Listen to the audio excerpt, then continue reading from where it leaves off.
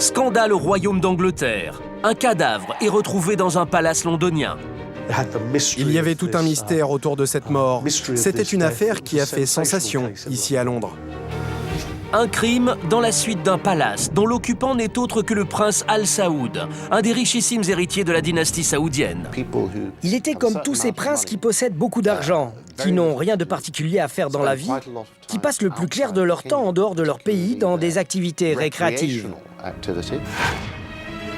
L'histoire va passionner les sujets de sa très gracieuse majesté. Cette affaire était importante. Il était question d'une famille royale, de sexe et de nightclub. L'homme assassiné appartient au cercle intime de la famille royale saoudienne. Pourquoi a-t-on éliminé le bras droit du prince Al Saoud? Les policiers doivent faire preuve de tact. L'affaire est sensible. Chaque fois qu'il y a eu des tensions diplomatiques entre Londres et l'Arabie Saoudite, il y a eu des menaces de rétorsion commerciale. Comment Scotland Yard va-t-il démêler les fils de cette obscure histoire? Que faisait le prince Al Saoud dans la capitale britannique? Bienvenue dans les salons feutrés des palaces londoniens, dans l'univers bling-bling des princes saoudiens.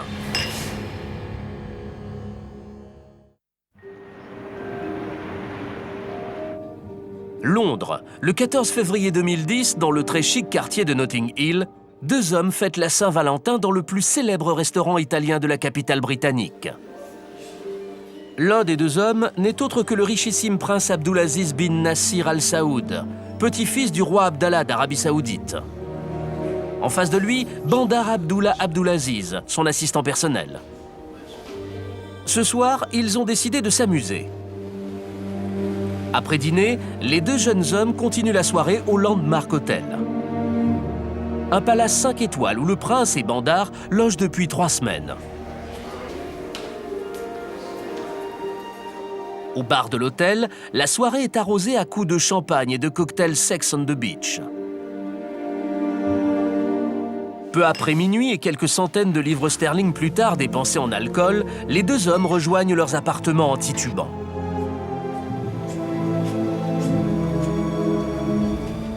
La suite 312 est parmi les plus belles de l'hôtel. Mais la soirée n'est pas finie. Le prince a monté une dernière bouteille de champagne. Au milieu des malles, vêtements et bijoux de luxe éparpillés aux 4 coins de la suite, les deux amis continuent la fête jusque tard dans la nuit.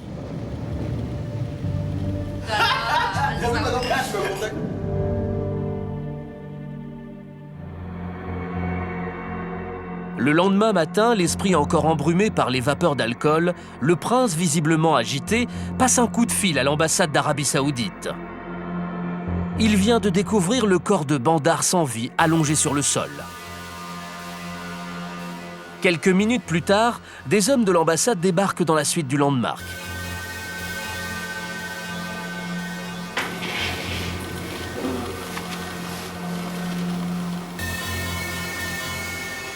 Le prince appelle l'ambassade d'Arabie Saoudite, laquelle à son tour va prévenir la police. Vers 15h30, la police de Scotland Yard arrive sur les lieux du crime et découvre le corps de la victime.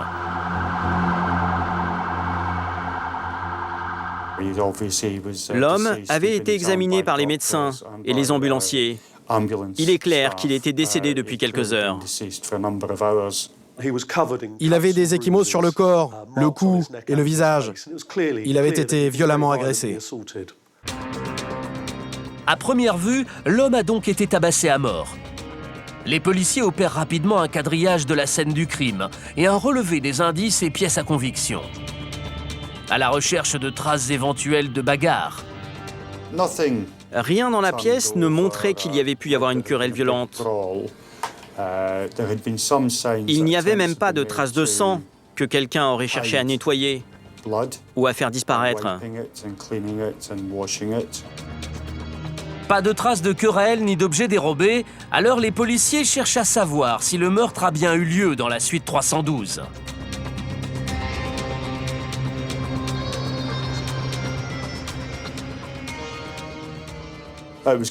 J'étais pratiquement convaincu que quelque chose s'était passé dans la chambre.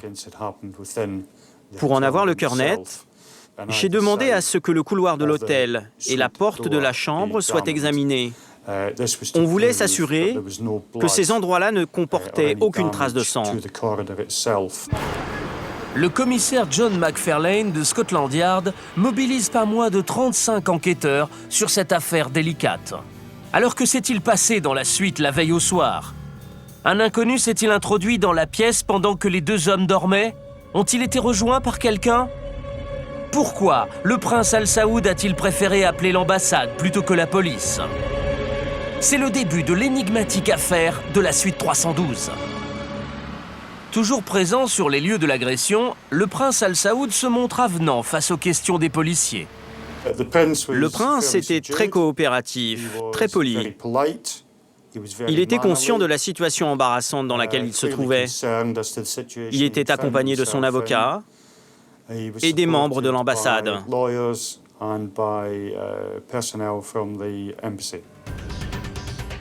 Le prince déclare aux policiers avoir découvert à son réveil le corps sans vie de Bandar, son assistant.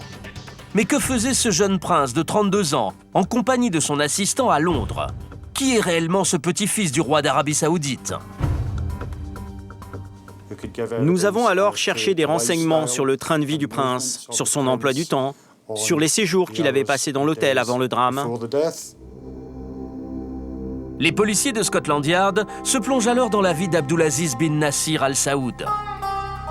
Prince de sang, Abdulaziz bin Nasir Al Saoud est un membre de l'illustre famille royale d'Arabie Saoudite. Une des dynasties les plus puissantes du monde, les Al Saoud, qui règnent sur ce pays mystérieux de désert et de sable et de pétrole. L'Arabie Saoudite, monarchie islamique, évoque à elle seule la richesse et le train de vie des membres de la famille royale.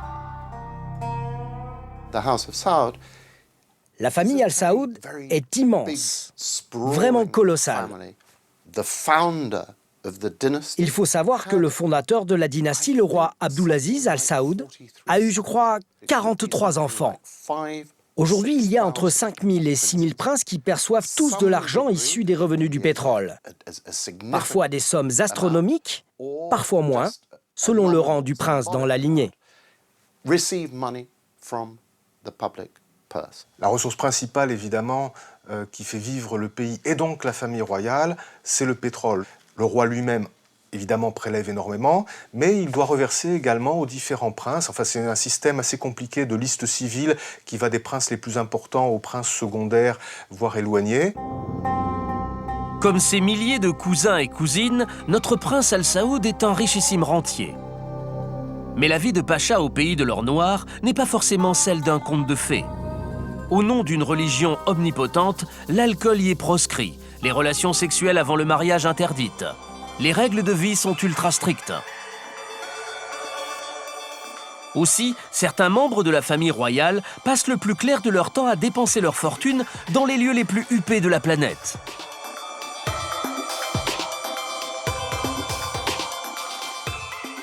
Les princes saoudiens sont connus pour aimer mener la belle vie sur la Côte d'Azur, sur la Costa del Sol, au Maroc, à Londres, aux États-Unis.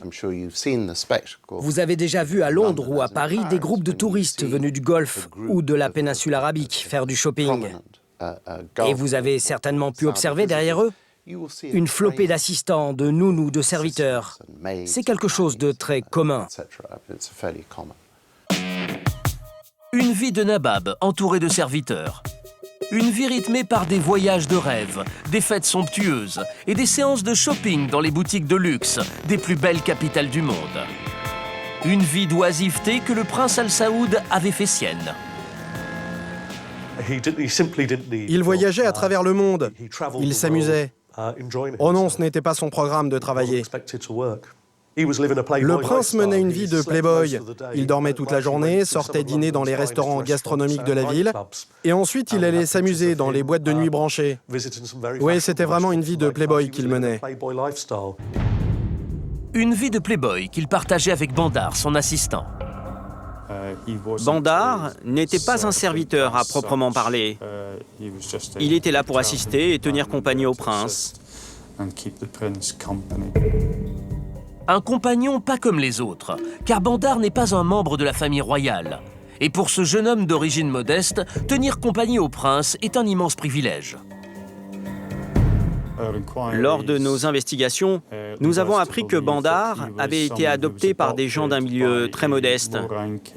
Ils appartenaient à une lignée de serviteurs attachés à la famille royale. D'après nos informations, Bandar n'avait pas fait d'études, il n'avait pas de travail. Il connaissait le prince depuis à peu près 1 an. En Arabie Saoudite, c'est quelque chose d'habituel d'avoir un compagnon. En réalité, c'est un serviteur. C'est presque banal. On voit ça souvent dans les palaces de Londres. Dans l'entourage d'un prince saoudien, il y a toujours son serviteur. Alors le prince Al Saoud parcourt le monde avec son compagnon de voyage. Milan, Prague, Marrakech et les Maldives, où ils avaient séjourné 3 semaines avant de poser leurs valises à Londres, le paradis du shopping.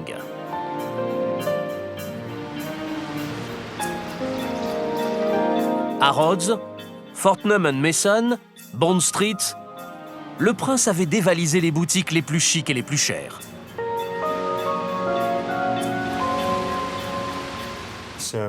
Il y avait au moins une vingtaine de bagages rassemblés dans la chambre.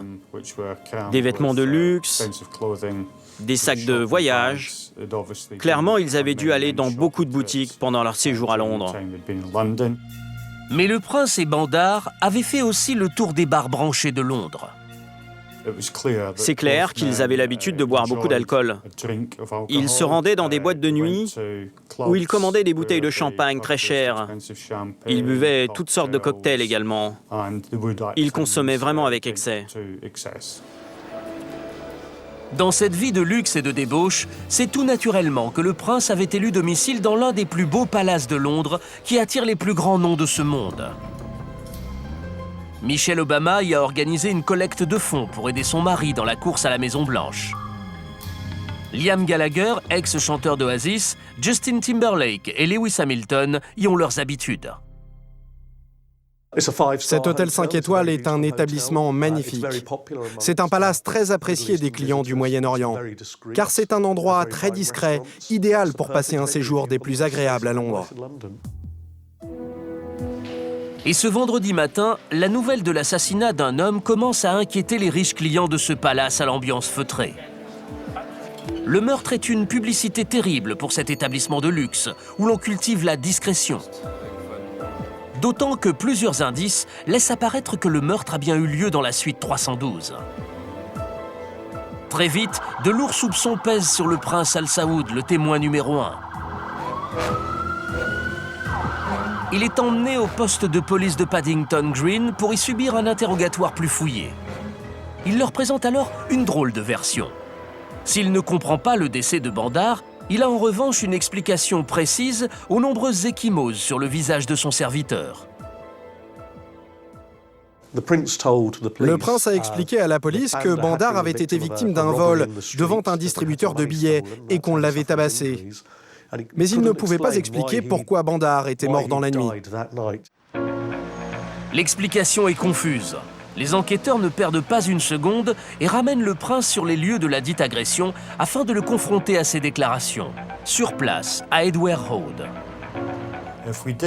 Si on ne l'avait pas amené sur place, et s'il nous avait simplement indiqué l'endroit de l'agression sur une carte, il aurait été très facile pour lui de dire ensuite qu'il avait fait une erreur, en nous montrant un autre lieu. Or, le prince n'est pas capable de situer le lieu exact de l'agression de Bandar. Et plus grave encore pour lui, Edgware Road, importante artère de la ville, est truffée de caméras de vidéosurveillance. Après avoir visionné toutes les caméras de surveillance, nous étions enfin en mesure de prouver que cette agression ne s'était jamais produite, que tout cela n'était qu'un tissu de mensonges. Sur ces vidéos, les policiers ne retrouvent aucune trace de présence de Bandar et du prince. Ils ne se sont jamais rendus dans ce quartier. Ce mensonge fait désormais passer le prince du statut de témoin numéro 1 à celui de suspect numéro 1. Mais ce mensonge fait-il de lui le meurtrier de Bandar? Pourquoi le prince a-t-il inventé l'histoire de l'agression? Que s'est-il réellement passé dans la suite 312?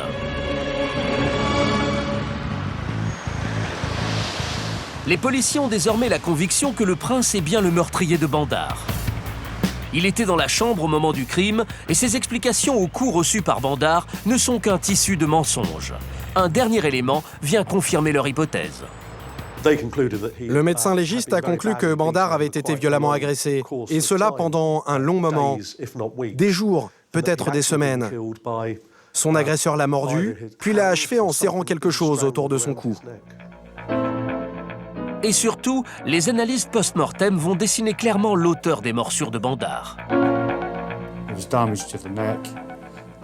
Les analyses du dentiste ont montré que les marques de morsures sur la joue et sur les bras de Bandar étaient celles du prince. Les morsures correspondaient à la dentition du prince.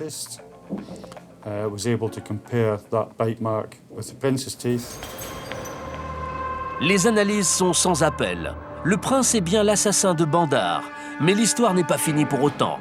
Désormais, cette affaire est devenue une affaire d'État. Historiquement, nos deux pays sont très proches. L'Arabie saoudite est très influente au Royaume-Uni. C'est aussi le plus gros producteur de pétrole au monde. Et l'Angleterre dépend du pétrole des Al Saoud. Chaque fois qu'il y a eu des tensions diplomatiques entre Londres et l'Arabie saoudite, il y a eu des menaces de rétorsion commerciale. Et donc, à chaque fois, le gouvernement est très embarrassé, le gouvernement britannique, parce qu'il cherche à défendre les principes qui sont censés fonder la démocratie britannique, sans compromettre pour autant ses intérêts commerciaux en Arabie saoudite. L'affaire est délicate, les policiers le savent. Ils doivent faire preuve de tact et non pas droit à l'erreur. Ils se mettent donc en quête d'une preuve irréfutable de la culpabilité du prince. Et ils vont tomber sur une véritable pépite en visionnant les caméras de vidéosurveillance de l'hôtel. Nous avons visionné les vidéos des caméras proches de la suite, occupées par le prince et par Bandar. On cherchait à savoir à quel moment exactement ils avaient été vus ensemble, en public, pour la dernière fois, et dans quel état était Bandar à ce moment-là.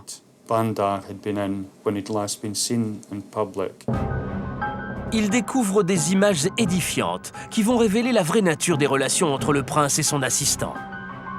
Après leur soirée arrosée au bar de l'hôtel, les deux hommes décident de regagner leur chambre. Le prince, vêtu d'une veste blanche, accompagné de Bandar, monte dans l'ascenseur du Landmark. Les portes se ferment. Soudain, le prince lance un premier coup de pied à Bandar. Et puis les coups de poing pleuvent, d'une violence inouïe.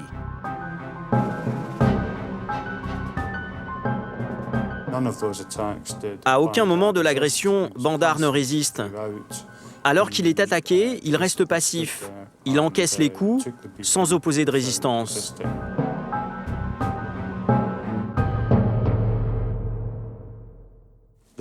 Le prince n'a pas donné de raison valable quand il a fallu commenter ces images terrifiantes. En revanche, quand on lui a montré la vidéo, ce ne sont pas les images qui l'ont choqué, mais le fait qu'il y ait des caméras de surveillance placées dans l'ascenseur. Ces images, montrant le prince en train de battre Bandar dans un lieu public, peu avant qu'il ne rejoigne leur suite, constituaient une preuve irréfutable de la culpabilité du prince. Confronté à l'évidence, le prince tente un coup de poker. Il brandit sûr de lui son dernier atout, l'immunité diplomatique.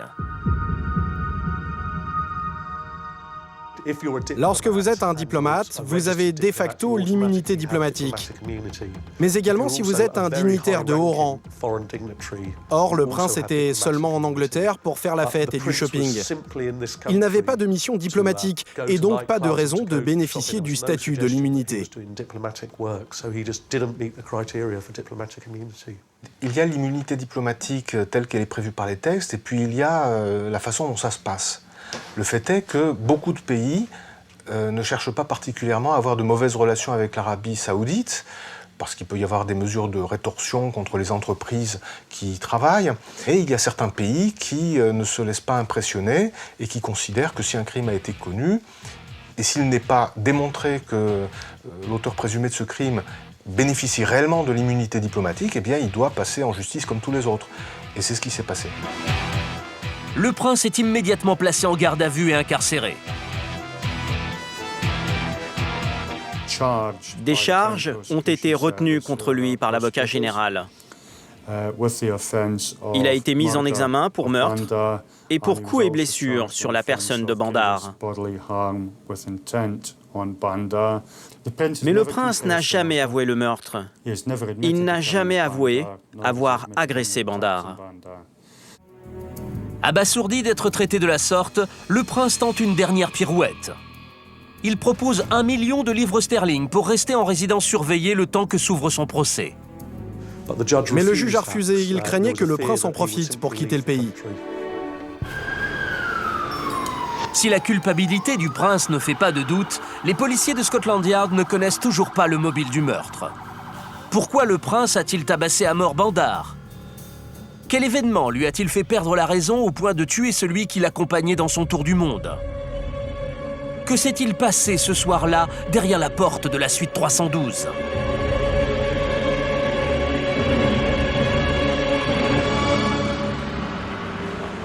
Pour boucler leur enquête, les policiers sont maintenant à la recherche du mobile du meurtre. Et le prince, si coopératif au début, est devenu subitement muet. Depuis des heures, il ne répond plus aux enquêteurs. Un mutisme qui les inquiète. Les policiers vont donc passer au peigne fin les objets personnels du prince récupérés dans la suite 312. 2 objets vont tout particulièrement les intéresser, l'ordinateur et le téléphone portable du prince. Et ces objets vont parler. Le prince avait regardé sur son ordinateur des vidéos porno gays. De plus, lorsque la police a checké son disque dur, elle a découvert qu'il avait fait appel au service de 2 masseurs gays. Ils sont venus à l'hôtel, et c'était le genre qui ne fait pas seulement que des massages. Vous voyez ce que je veux dire? Si l'ordinateur va leur apprendre que le prince était gay, c'est surtout le téléphone qui va révéler l'étrange relation entre les 2 hommes pendant ce voyage. Dans le téléphone, ils ont trouvé des photos de Bandar nus, mais aussi des photos de Bandar et du prince qui s'amusaient ensemble, en boîte de nuit, en vacances. Visiblement, ils avaient des relations homosexuelles. Le prince et Bandar étaient donc amants. Des témoignages viennent corroborer les informations recueillies dans le téléphone et l'ordinateur. Nous avons interrogé les employés de l'hôtel et tous ont fait la même déclaration. Ils nous ont affirmé que ces 2 clients de l'hôtel étaient en couple. Une relation amoureuse d'un drôle de genre, où règne violence et soumission.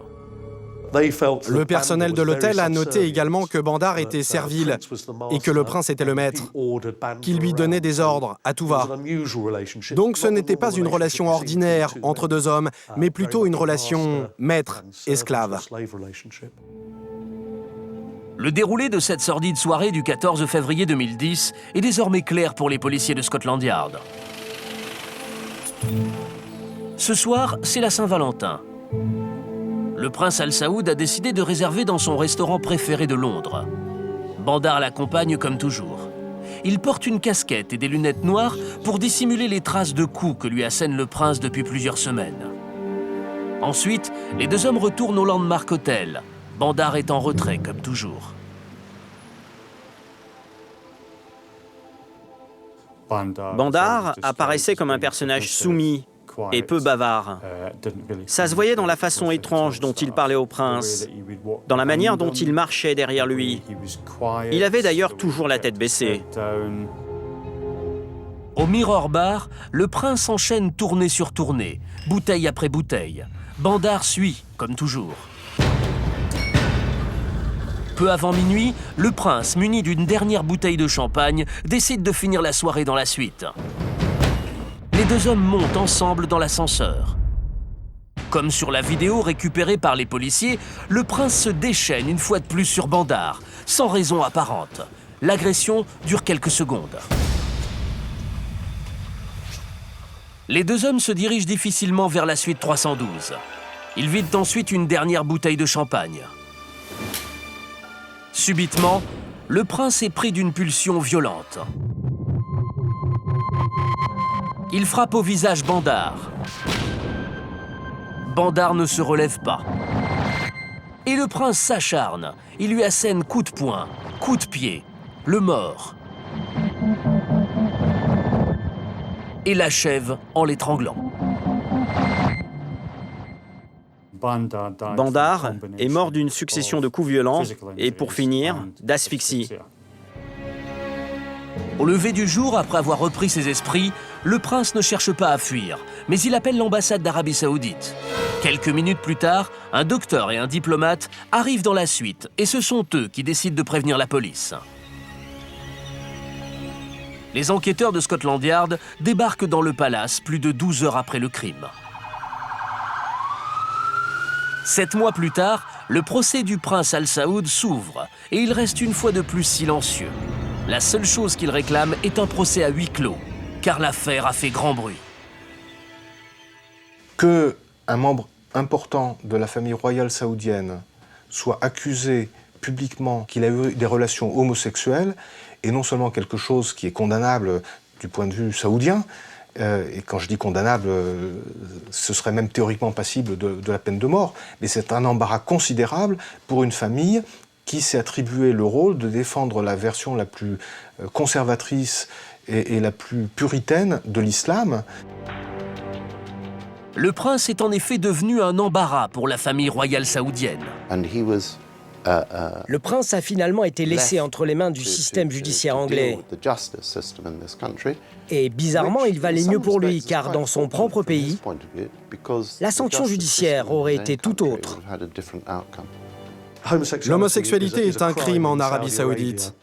Le prince craignait que les allégations d'homosexualité soient rendues publiques durant le procès et qu'il soit condamné à mort à son retour au pays.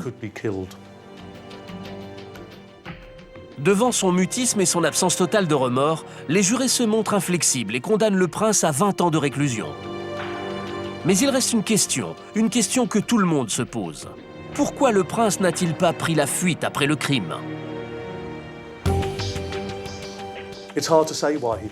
C'est horrible à dire, mais je crois que le prince ne se sentait pas vraiment concerné par cette mort.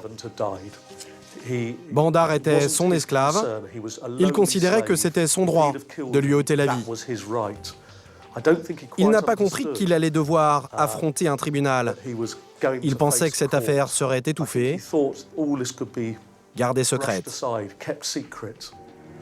Voilà, c'est un sentiment d'appartenance à une sorte d'élite à qui la loi commune ne s'applique pas.